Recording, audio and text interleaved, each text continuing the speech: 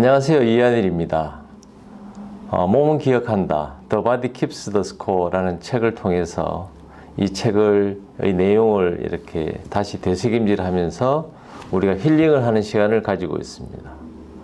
그래서 이 본 강좌는 단순히 몸은 기억한다라는 책을 소개하는 것이 아니고 이 책의 내용을 토대로 해서 우리가 그 내용들 좀 더 이렇게 자세하게 이렇게 우리가 나눔을 하면서 힐링을 하는 시간을 갖는다, 이렇게 이해하시면 되겠습니다.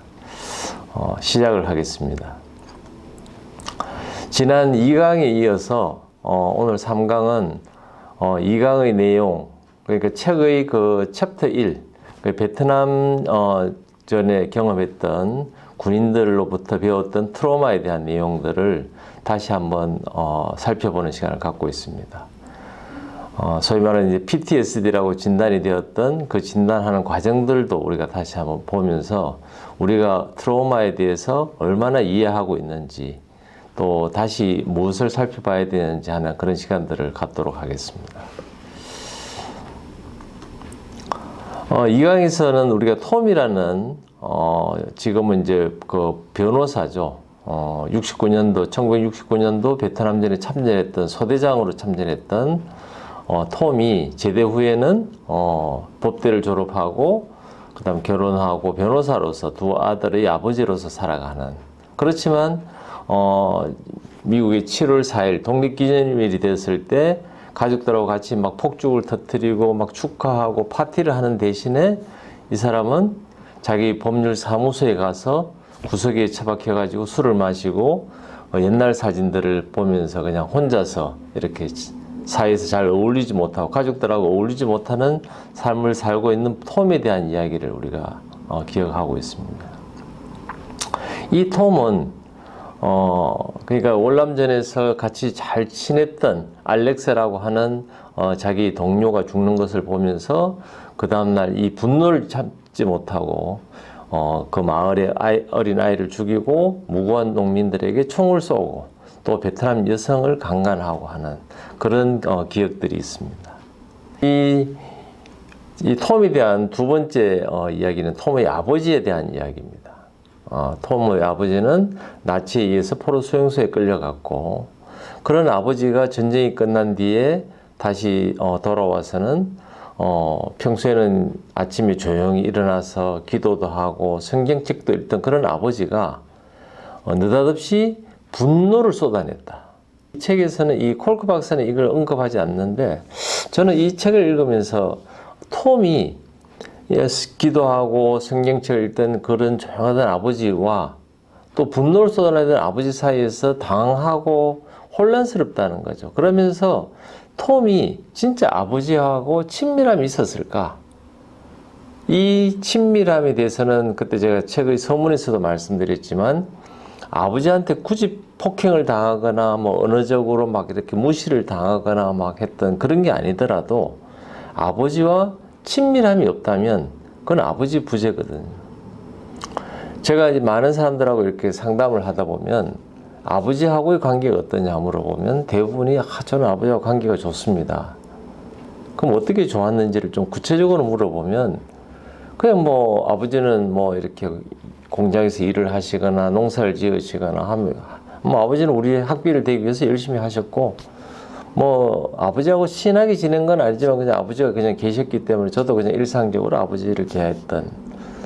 그러나 정말 친했느냐, 아버지하고 막 깔깔대고 웃고 막 아버지하고 장난도 치고 할 정도로 친밀함이 있었냐 그러면 그건 없었다 그러거든요. 근데 그 친밀함이 없다는 것이 본인의 어떤 그 성격이라든지 사회생활 할 때 다른 사람들에게 이렇게 해주는 거나 이런 대하는 거나 이럴 때 친밀함이 굉장히 부족한 거를 제가, 또 기본적인 사회관계는 하지만 뭔가가 이렇게 삶에서 좀 재미있거나 막 유쾌하거나 어떤 이런 감성이 좀 풍부한 이런 것들이 부족한 경우가 많거든요. 그래서 저는 이 톰이 물론 그 베트남 전에서 겪었던 이런 일들 때문에도 이런 그 가족들하고 관계가 문제가 있었지만 아버지하고의 어떤 친밀함이 없었던 것도 영향을 주지 않았을까. 물론 콜크 박사는 여기에 대해서 언급은 없지만 저는 이 부분에 대해서 좀 생각을 해봤습니다. 그래서 이 톰이라는 이 변호사는 결국은 과거 자신이 했던 행동에 대한 수치심에 대해서 대면해야 되고, 이로 인해서 이 타인과 친밀한 관계를 맺지 못한다. 그러니까 우리가 이 트라우마가 있는 사람들의 행동에 대해서 우리가 정말 이분들의 상황을 정말 이해를 잘 하려면 지난번에도 그 말씀을 드렸지만, 집에 가서 오늘 집에 가면 아버지한테 맞을지 모른다. 혹은 뭐 아버지나 그 의붓 아버지 이런 쪽으로부터 성폭행을 당할 수도 있다라는 걸 알면서도 집에를 가야 되는 그런 그 트라우마의 피해자들, 그 마음을 우리가 이해하지 못하면 우리는 트라우마를 진짜 이해 못하는 거거든. 오늘 집에 가지 마라. 집에 가면 너 맞잖아. 집에 가지 마라. 오늘 가면 너 또 성폭행을 당하잖아. 그래도 이 피해자가 그나마 가족이라고 하는 부분에 대해서 그래도 이 마음을 두고 있는 이 이중적인 것들을 우리가 이해하지 못하면 우리가 트라우마를 이해하지 못한다. 저는 이렇게 생각을 하죠. 그래서 결국 트라우마가 있는 분들은 자기 상실, 이 나라는 존재에 대해서 어떻게 그걸 설명할 수 없는 거죠. 그걸 본인이 숨기고 있는 부분을 이야기할 수도 없고, 또 이걸 숨기고 있자니 뭔가 편하지가 않고. 그러니까 이 트라우마가 있는 분들이 제일 먼저 겪게 되는 거는 자신에 대한 정체성의 혼란이 있다. 자신에 대해서 정체성이 혼란이 있으니까 다른 사람들하고도 친밀한 관계를 할 수 없다. 이것이 우리가 트라우마가 있는 분들에 대해서 먼저 이해해야 되는 부분, 첫 번째는 자기 상실이다. 이걸 콜크 박사는 강조하고 있습니다. 두 번째는 정서적인 무감각이다. 지난 시간에도 말씀드린 것처럼 톰의 증상 중에 하나가 자기 상실도 있고 무감각이다.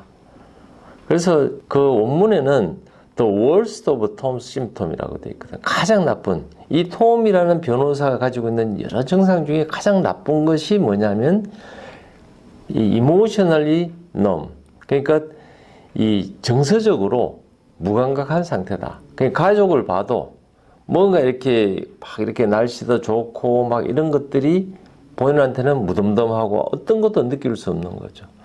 유일하게 톰이 느끼는 것은 분노와 수치심입니다. 그래서 이 분노와 수치심을 어떻게든 깔아앉히려고 하는 그 노력들만 하고 있지, 가족들에 대해서 막 사랑스럽고 좋고 애들이 노는 거 보면 막 이 마음으로 그냥 보고 있는 것만 해도 막 마음이 막 여유도가 있고 막 웃음이 나오고 이런 게 없다는 거죠. 그래서 이 트라우마가 있는 분들이 회복이 되는 그 판단을 할 때 가장 중요한 것 중에 하나가 이 감각이 살아나느냐. 맛있는 음식을 먹고도 이 정말 맛있다. 오늘 날씨가 좋은 걸 보고 정말 이 막 하늘에 맑은 하늘과 떠다니는 구름과 이런 걸 보고도 정말 너무 좋다. 이런 감각이 살아나는가. 또 부부 사이에서도 서로가 이렇게 스킨십을 하면서도 정말 그 사랑스러운 게 막 느껴질 때 이 트라우마로부터 우리는 점차 회복되는 그 기준으로 삼을 수 있는 거죠.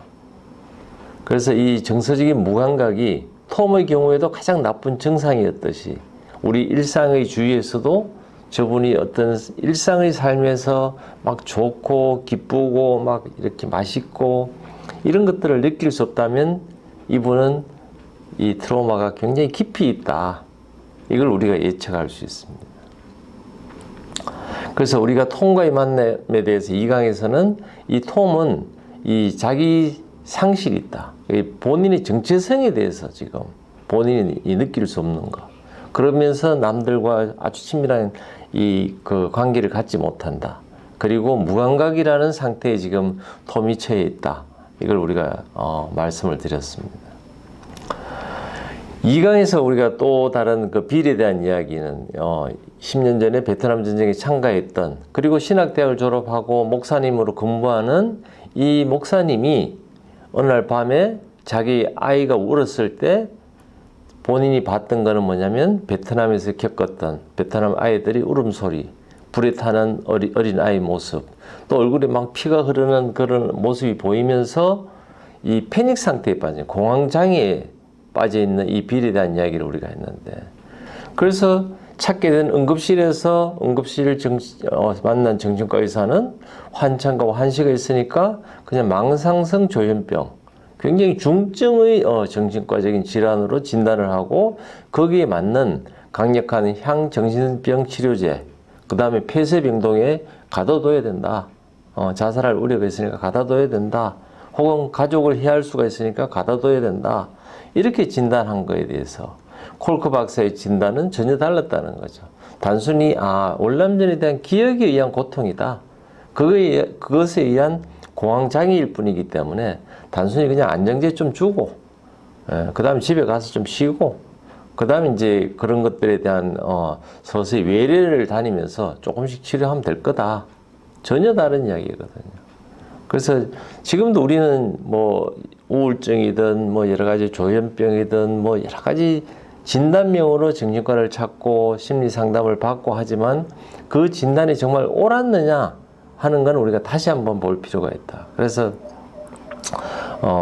저는 나나 혹은 내 가족이나 내 주위에 있는 사람들이 그런 정신과적인 문제를 고통을 받을 때 정말 그 진단이 옳았는지에 대해서 다시 한번 상의해보고 고민해보고 하는 그런 기회를 갖기를 저는 권합니다.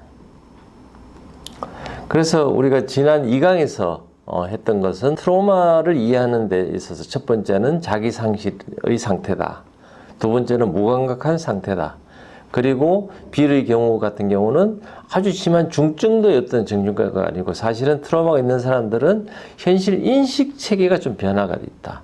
그래서 우리는 별 것이 없는데도 뭐 어디 우리 숲속에 산책을 갈 때 저기서 걸어오는 남자가 뭐 저분도 산책을 하는가 보다 이렇게 뭐 정상적으로 받아들일 상황을 성폭행 당한 분들이나 이런 분들은 저분이 또 나한테 와서 뭔가 뭐 이렇게 성폭행을 하거나 혹은 뭐 해코지를 하지 않을까 해서 두렵다는 거죠. 그래서 인식체계의 변화가 있다. 이런 세 가지를 가지고 우리가 트라우마를 이해하는 시간을 이 강에서는 가졌습니다. 또 우리가 이제 트라우마를 가진 분들에 대한 이해를 하는 것 중에 하나가 이 콜크 박사가 소개하는 내용은 뭐냐면 이 참전, 미국은 그 당시에 이제 베트남전 참전을 했던 군인들이 많고 그 사람들이 돌아왔을 때 겪는 정신과적인 문제가 워낙 많다 보니까 이분들을 이제 좀 진료를 하기 위해서 좀 대기를 쭉 이렇게 해놨더니만 이분들은 이제 치료가 안 되니까 그 대기 기간 중에 자신과 가족에 대해서 막 폭력적인 일들이 너무 많았다는 거죠. 그래서 그거를 어떻게든 좀 해결하기 위해서 콜크 박사가 제안한 것은 그냥 그룹 치료를 좀 하자. 그래서 참전 군인들을 이렇게 모아놓고 이제 그룹으로 이렇게 그나마 좀 관리를 좀 해야 되겠다. 치료를 뭐 1대1로는 못하지만 그룹으로 하면 좀 그래도 대기 기간도 좀 줄어들고 대기 기간 중에 나타나는 그런 그 견딜 수 없는 그런 트라우마로 인해서 견딜 수 없는 폭력에 대해서 좀 줄어들지 않을까 이렇게 이제 그룹 치료를 했을 때 경험을 그 책은 이제 소개를 하고 있습니다. 그런데 이 그룹 치료를 했을 때 첫 번째 나타난 반응은 뭐냐면 나는 전쟁 이야기를 이제 하고 싶지 않다. 나는 이제 막 너무 힘들다. 그래서 오케이 그럼 뭐 무엇이든지 전쟁 이야기 안 해도 된다. 편한 이야기를 해라. 했는데 그 중에 한 명이 막 자기가 전쟁 중에 겪었던 헬리콥터 사고에 대한 이야기를 이제 했을 때 막 주위에서는 막 그걸 공감해 주면서 막 이제 이 그룹 치료가 갑자기 이제 활기를 띠면서 자기 트라우마를 막 경험을 나누기 시작하는 거죠. 그러면서 이제 이런 동지애 같은 고통을 겪었던 거에 대한 이 같은 이 그룹 구성원들이 느끼는 어떤 공감. 예. 그래서 이 전쟁 중에 겪었던 공포와 공허함 이런 것들을 이제 공감하면서 이 모임의 의미를 이제 발견하기 시작한 그런 경험을 콜크 박사는 소개하고 있습니다. 근데 이제 이걸 조금 진행하다 보니까 이 그룹 치료에서 어떤 형태가 나타났느냐면 월남전을 겪고 전쟁을 겪으면서 그 고통, 막 그 두려움을 같이 겪었던 사람들은 내 편. 이걸 겪지 못한 사람들은 너희들 어떻게 이걸 이해할 수 있겠냐 하면서 완전히 이렇게 배타적으로 이렇게 한다는 거죠. 그래서 선택해라. 너도 우리와 같이 이런 걸 공감하고 같이 우리 그룹 안으로 들어올 거냐? 아니면 너는 아예 뭐 이해 못하니까 너는 우리하고 대화가 안 돼. 이렇게. 문제는 그렇게 선택을 강요하는 것들이 자기 배우자도 또 자녀도 혹은 회사에서 같이 일하는 직장 동료들도 포함된다는 거죠. 그래서 배우자에게도 당신은 이 상황을 이해 못하잖아. 나는 당신하고 대화가 안 돼. 하면서 점점 이 상황을 겪어보지 않는 사람들을 이렇게 배척하다 보니까 결국은 이 트라우마가 있는 사람들은 고독감에 시달리게 된다 하는 내용이 있습니다. 또 이 그룹 치료를 이제 좀 더 진행하면서도 콜커 박사가 경험한 거는 뭐냐면 이 한계가 있다.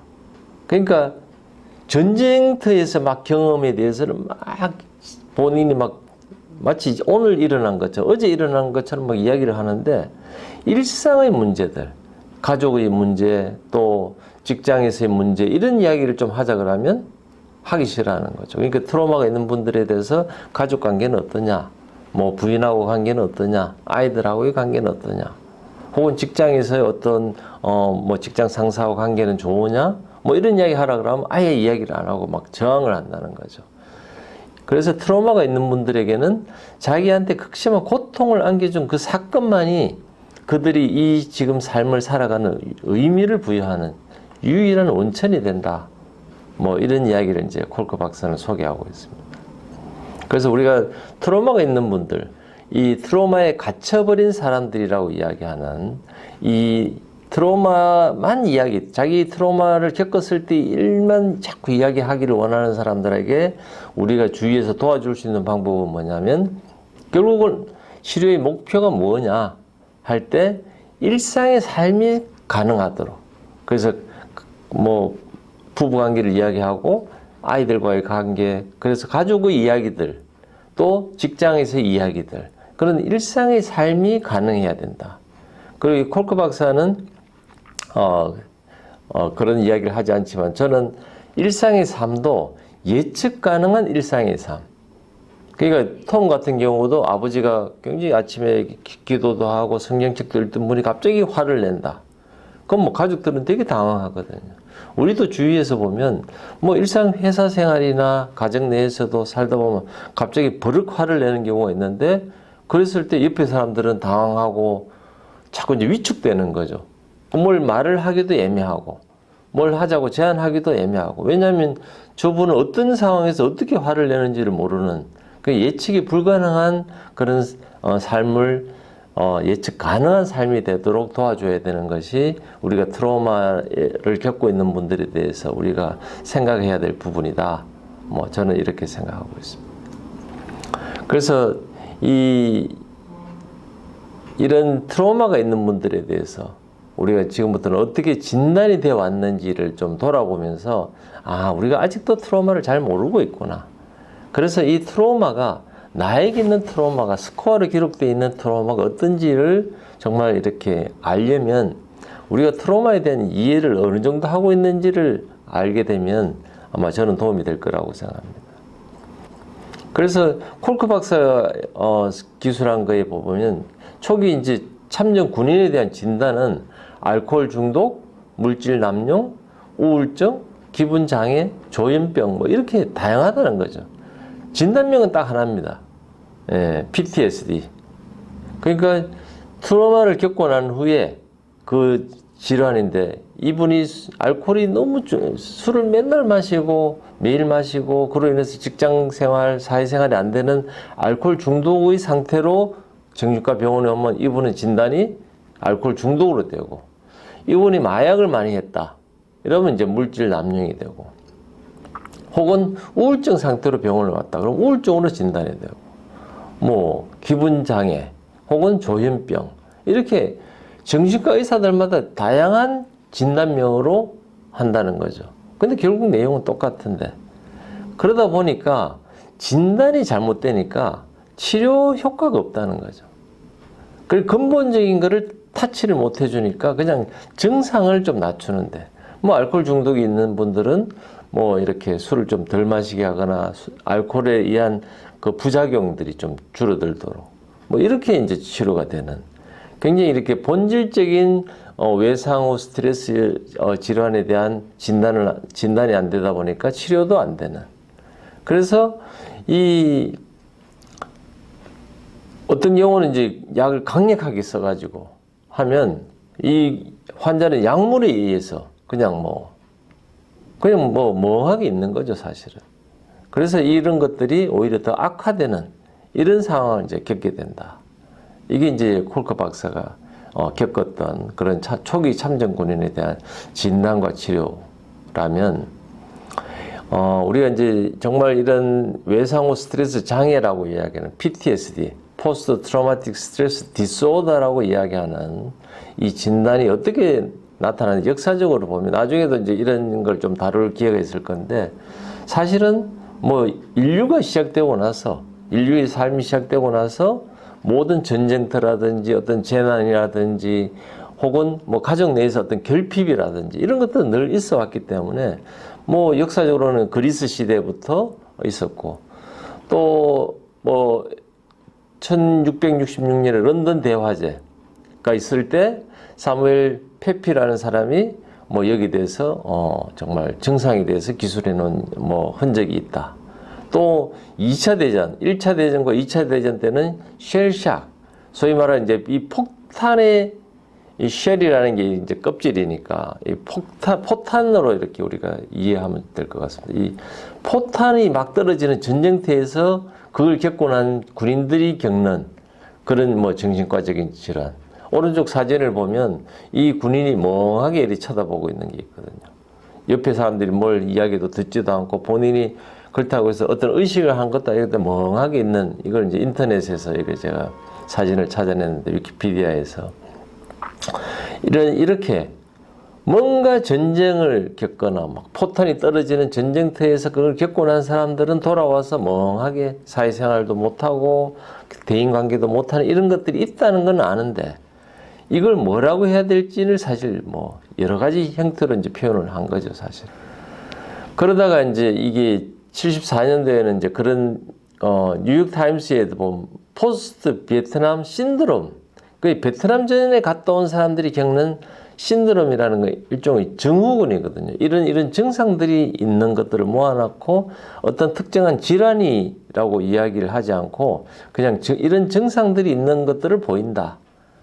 그리고 뭐 74년도에는 그 DSM에서 그냥 그로스 스트레스 리액션이라는 말조차도 이제 빼버렸다. 아직도 이게 막 PTSD라는 정의가 내리기 전까지는 막 우왕좌왕하는 거죠. 그러다가 이제 비로소 80년대 DSM-3가 나오면서 우리가 포스트 트라우마틱 스트레스 디소더라고 하는, 디소더라는 건 일단 질환명이 정식 이렇게 질환명이 붙은 거거든요.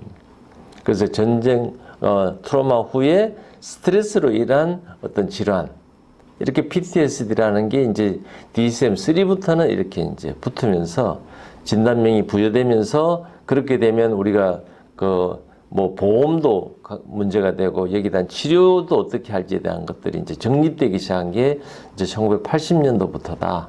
뭐 이렇게 이야기할 수 있습니다. 근데 이게 PTSD조차도 지금은 이제 DSM-3에서 DSM-4, DSM-5까지 나와 있는데, DSM-4에서는 따로 이렇게 진단명이 붙은 게 아니고 불안장애의 한부 하나로서 이제 PTSD를 넣었다. 그러다가 이제 또 DSM-5는 보니까 이거는 그 불안장애로 넣을 게 아니고 트라우마와 스트레스와 관련된 질환이다라고 따로 이걸 분류를 시작한 거죠. 그러니까 이게 DSM이라는 체계는 미국 정신과 학회에서 이렇게 분류를 하는 체계인데, 미국 정신과 학회조차도 이것이 진단 기준이 막 할 때마다 이게 달라진다. 아직도 잘 모르고 있다. 저는 뭐 이렇게 이해를 하고 있습니다. 여기도 넣었다가 저기도 넣었다가 뺐다가 넣었다가 뭐. 그래서 DSM 만약에 다음에 6가 됐을 때는 어떻게 될지 또 모른다는 거죠, 사실은. 그래서 간단하게 이제 DSM이 역사를 제가 한번 살펴보니까 1962년도부터 DSM-1이 나오기 시작했고 1980년에 DSM-3가 이제 퍼블리시 되면서 PTSD라는 말이 들어가기 시작했고, 그래서 그 이후부터는 이제 PTSD가 이것이 이제 정식으로 사용되기 시작했다. 뭐 이렇게 이야기할 수 있습니다. 근데 우리가 이제 DSM 체계, DSM-3, 4, 5 이런 거는 미국 정신과 학회에서 만든 진단 기준이라면 WHO에서 만든 진단 기준이 International Classification of Disease, 국제 질병 분류라고 돼 있거든요.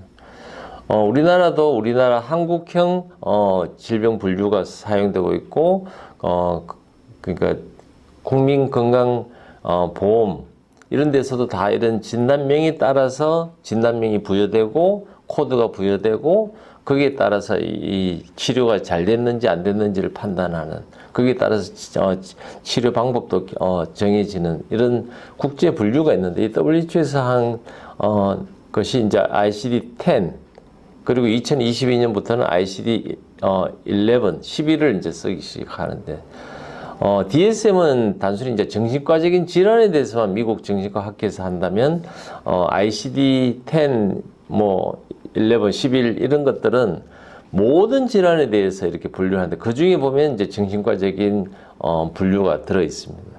그래서 ICD-10부터는 굉장히 이런 그 PTSD를 심한 스트레스, 그 다음에 이를 조절하기 위한 그에 대한 어떤 리액션으로서 어떤 질환으로서 PTSD를 분류를 해놨다면, ICD-11에서는 그냥 PTSD를 넘어서는 컴플렉스 PTSD가 있다. 그래서 이것은 굉장히 이렇게 반복적으로 지속되는, 그래서 굉장히 기능적인 장애가 있는 일반적인 PTSD보다 더 심한 경우를 콤플렉스 PTSD다, CPTSD다, 이렇게 또 ICD-11에서는 이야기를 하고 있습니다. 그래서 아직 저는 제가 이런 과정들을 보면서 우리가 트라우마, 특히 PTSD에 대해서는 여전히 좀 진행형이다. 아직은 우리가 이 실체에 다가가지 못했다. 왜냐하면 이 트라우마를 받는 상황들이 너무나 많은 요인들에 따라서 다르게 있기 때문에, 그래서 이 콜크 박사는 스코어로서 우리 몸에 남아있는 이 트라우마, 이런 스트레스에 대해서 스코어라는 단어를 쓰지 않았을까, 저는 뭐 이렇게 생각하고 있습니다.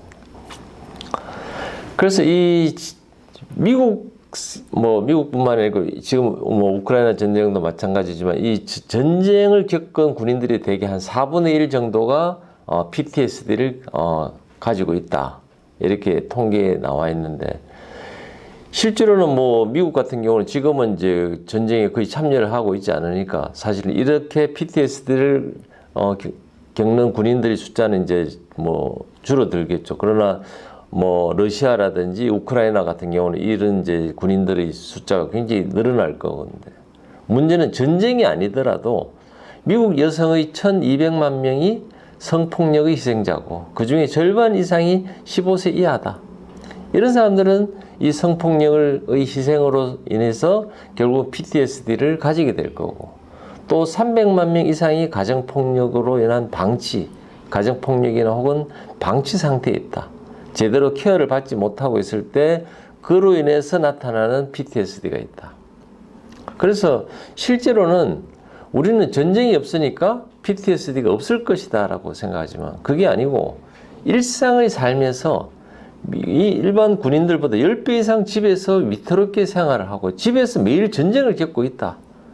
그리고 그 전쟁의 원인이 누구냐면 뭐 적군이 아니고 나를 돌보는 가족에 의해서 내가 전쟁을 경험하고 있다.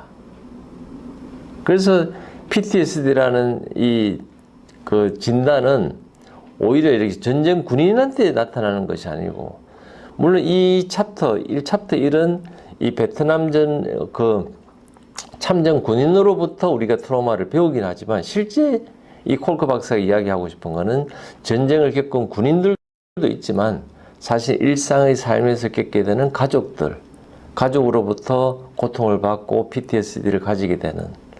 근데 저는 이제 이걸 읽다 보니까 더 여기서 나간다면 우리가 아버지의 부재, 어머니의 부재는 거의 다루지 않는다는 거죠. 왜냐하면 제가 서론에서도 잠깐 소개를 해드렸지만 진짜 아버지 부재, 나는 아버지하고 다들 문제가 없다고 생각하는데 조금만 더 들어가 보면 정말 아버지하고 친밀한 관계가 없고, 또 어머니하고 뭐 일상적인 별 문제가 없다고 하지만 사실은 어머니의 그 따뜻한 품이 여전히 그 그리운 그런 모습들을 많이 보고 있거든요. 그런 것들이 트로마의 사이즈가 좀 작아서 그렇지 사실은 크고 작은 어머니의 부재, 아버지의 부재가 모든 사람들에게 있고, 그럼 그것이 기준이 뭐냐 하면 이제는 내가 아버지로부터 정말 지금도 아버지를 떠오르면 막 아버지와 장난치던 기억들, 아버지와 막 유쾌하게 놀던 기억들, 그리고 어머니에 대한 기억도 보면 어머니하고도 막 이렇게 좀 내가 막 장난도 치고 막 이렇게 엄마 젖도 막 만지고 하는 이런 것들이 나이가 60, 70이 돼도 아주 좋은 기억으로 남아있는 게 아니고 그런 기억이 별로 없는 경우는 제가 보기에는 이런 그로 인한 트라우마가 있다. 저는 이렇게 생각하고 있습니다. 그래서 우리가 이제 이런 80년대 이제 비로소 PTSD가 진단명으로 들어오게 되고 그로 인해서 진단명이 들어왔다는 것은 그로 인한 이제 연구비가 많이 배정이 되고 연구가 시작되고 그로 인한 이제 치료가 시작되고 거기에 대한 이제 많은 논문들이 나오면서 우리가 이제 트라우마에 대한 이제 공부가 되기 시작한 거죠. 그리고 1990년대에 들어서면 CT나 MRI 같은 장비들이 이제 도입이 되고 그로 인해서 트라우마가 뇌에 어떤 영향을 주나, 뇌에 어떤 변화를 주나, 뇌 손상이 어느 정도 남아있냐 하는 것들을 이제 우리가 이해하기 시작했습니다. 그래서 우리가 뇌과학이 발달하게 되면서 트라우마에 대해서도 우리가 다른 각도로 이제 이해를 하기 시작하고, 그래서 이 트라우마라는 것이 과거에 일어났던 일이고 이제는 뭐 전쟁도 끝났고 나한테 트라우마를 주는 사람도 없는데 왜 나는 아직도 마음이 해결이 되지 않았느냐. 마음과 뇌와 몸에 있는 상처가 지금도 나한테 영향을 준다는 거죠. 내 삶을 지배하고 있고 내가 가족을 대할 때, 나가서 직장 생활을 할 때, 사회에서 사람들과 어울릴 때 매 순간마다 영향을 준다. 그래서 트라우마는 과거의 일이 아니라 현재 마음과 뇌와 몸에 남아있는 상처고 그것이 현재를 살아가는데 영향을 준다. 이걸 이제 우리가 깨닫기 시작했다 하는 거고. 그러면 이걸 우리가 어떻게 해야 되느냐? 위험이 지나갔다는 것을 우리가 생체가 이제 깨달아야 된다는 거죠. 우리 몸에 스코어로 남아있는 그 트라우마가 스코어가 100이라는 스코어를 70, 60, 50, 30으로 줄여야 내가 이제 거기로부터 자유로워지고 다른 사람을 대할 때 좀 더 유쾌하게 대할 수 있고 좀 더 관대하게 대할 수 있고 좀 더 친근하게 대할 수 있고 내가 음식을 먹을 때도 좀 더 맛있게 먹을 수 있고 정말 좋은 날씨, 가을 날씨를 보고도 우리가 정말 너무 단풍이 아름답다. 내가 지금 살아있다는 것이 너무 감사하다. 이렇게 이제 우리가 신체가 느낄 수 있어야 된다는 거죠. 그래서 오늘 강의를 요약하자면 지난 2강에서는 우리가 트라우마와 자기상실, 또 무감각, 인식체계의 변화에 대해서 이야기했다면 오늘 강의는 트라우마에 갇혀서 살아가는 사람들. 그래서 모든 이야기의 주제가 그냥 트라우마만 이야기하고 트라우마 외에 일상의 이야기를 하는 것에 대한 강한 부정을 하고 거기에 대해서 저항하는 사람들에 대한 이야기. 또 우리가 PTSD라는 진단이 어떤 식으로 만들어졌는지를 알면서 우리가 트라우마라는 실체를 아직도 우리가 잘 모르고 있다. 그래서 나에게 내려진 진단 혹은 내 주위에 있는 가족이나 주위에 있는 사람들에게 내려진 정신과적인 진단이 정말 옳은지에 대해서 우리가 다시 한번 점검해 봐야 된다. 그리고 이제 뇌과학이 발달하면서 CT나 MRI 같은 기능성 또 이 검사들, 뇌의 어떤 변화들이 되면서 우리가 트라우마에 대해서 이제 점차 조금씩 이해하게 된 것들이 있다. 이런 것들이 오늘 이제 강의 내용이었습니다. 그래서 이제 챕터 2, 몸은 기억한다의 챕터 2에 해당하는 마음과 뇌의 어떤 이해, 그 혁신적인 변화에 대해서. 그래서 이제 우리가 트라우마를 이렇게 하나씩 알아가는 과정에 첫 번째는 베트남 전쟁을 겪은 군인들에 의해서 우리에게 보여준 트라우마가 있다면 이제는 우리가 일상에서 하나씩 과학적으로 그런 것들이 이제 정리되는 그런 트라우마에 대해서 우리가 이제 좀 깊이를 더해가면서 트라우마의 실체를 이해하면서 실제로는 우리가 트라우마 자체가 문제가 아니고 트라우마를 겪고 있는 한 인간 인격체의 한 사람 한 사람에 대해서 우리가 이해를 하게 되면 결국은 그 인격체 한 사람 한 사람 속에서 보여지는 나의 모습이 있고 내 가족의 모습이 있고 그런 것들이 이해가 된다면 우리가 정말 트라우마를 통해서 이 강의를 통해서 이 강의를 듣는 분들이 다 힐링이 될 것이다. 저는 이렇게 생각하고 있습니다. 시청해 주셔서 고맙습니다. 4강에서 뵙겠습니다.